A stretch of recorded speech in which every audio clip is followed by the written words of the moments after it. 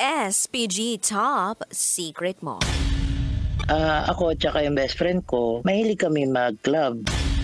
Meron siyang sinama na girl. Nagpunta kami sa isang hotel. Nung nag-check-in sila lang yung nasa kwarto. Ako, iniwan ako dun sa garahe. Akala ko makaka-experience na ng threesome, ganun. Kasi hindi pa nga. Sabi ba naman sa akin, dito ka na, ayan yung pizza, ayan yung soft drinks, kumain ka na lang dyan, tayin mo lang yung makina, huwag mong isi-switch kasi mangangamoy sa kwarto yung gasolina, ganun. Ending nun, silang dalawa nag-uumulan sa taas. Ako nandun sa garahe, init na init, sa sasakyan.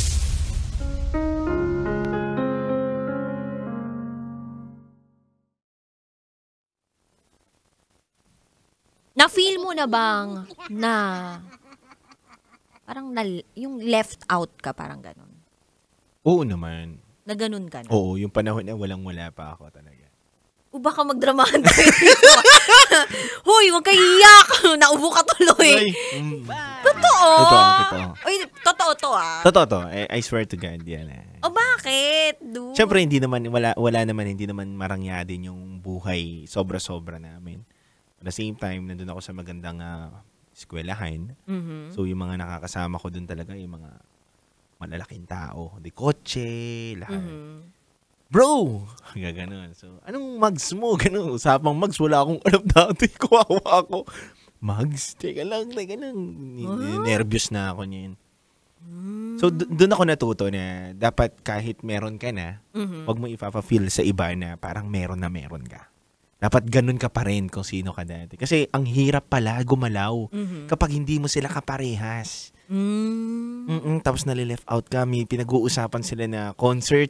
Anong concert yun? Wala akong pambiling ticket ng concert.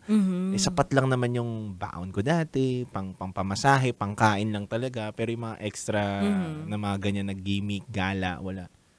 Ngayon naintindihan ko na. Yung mga taong tulad mo. Hindi, seryoso. Oo nga.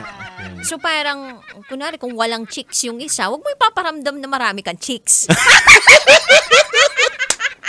Diba? Parang, ganun pala yun. So kung may sasakyan ka, parang huwag mong paramdam sa kanya na may sasakyan ka talaga, ganyan. Huwag kung meron kang chicks, huwag mo ipaparamdam na meron na madami kang chicks, ganun. Para low-key ka lang. Wala naman chicks. Diba?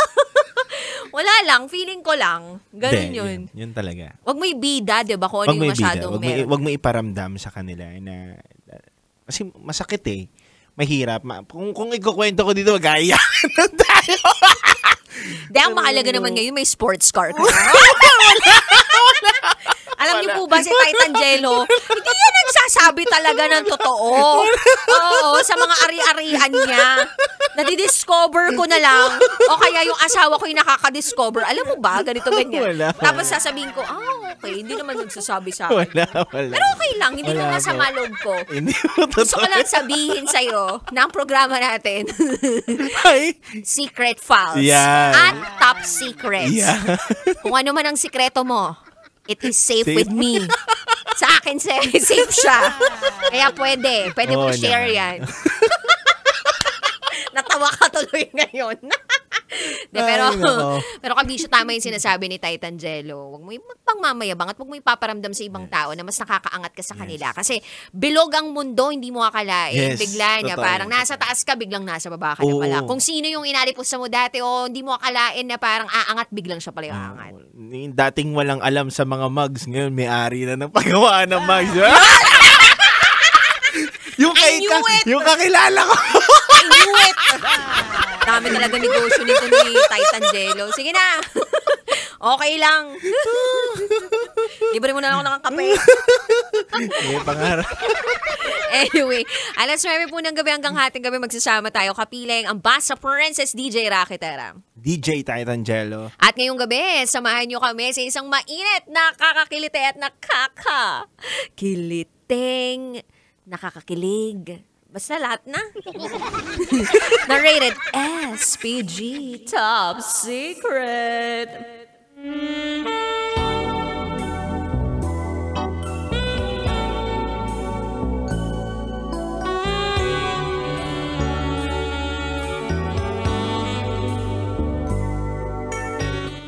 Pogi man sa inyong paningin, may mabahong hotdog pa rin.